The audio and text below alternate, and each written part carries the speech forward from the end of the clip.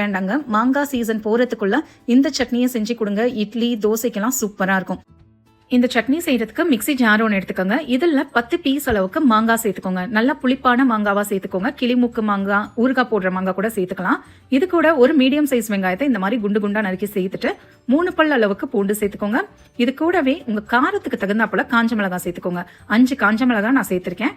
கொஞ்சமா கருவேப்பிலை, கொஞ்சமா கொத்தமல்லி தலைகளை சேர்த்துட்டு இதுல 1/2 டீஸ்பூன் அளவுக்கு காஷ்மீரி மிளகாய் தூள் சேர்த்திருக்கீங்க. நார்மல் மிளகாய் தூள் சேர்க்கறீங்கன்னா 1/4 டீஸ்பூன் மட்டும் சேர்த்துக்கோங்க. காஷ்மீரி மிளகாய் தூள் காரம் கம்மியா தான் கொடுக்கும். இதுல தேவைக்கேற்ப உப்பை சேர்த்துட்டு இதை தண்ணி சேர்க்காம கொரப்பா அரைச்சி எடுத்துட்டு வாங்க. அப்பதான் டேஸ்ட் நல்லா இருக்கும். பாருங்க, இந்த அளவுக்கு 1-2 தாங்க அரைக்கணும். கொரப்பா தான் அரைக்கணும். பாருங்க, இந்த ஸ்டேஜ்ல தான் இருக்கணும். தண்ணி எதுவுமே சேர்க்க வேண்டாங்க. அப்போதான் சாப்பிட்றதுக்கும் நல்லா இருக்கும். இதை ஒரு பாத்திரத்துக்கு மாத்திட்டு இதுல கடைசியா ரொம்ப இம்பார்ட்டண்டா சேர்க்க வேண்டியது 2 டேபிள் ஸ்பூன் அளவுக்கு நல்லெண்ணெய் சேர்த்து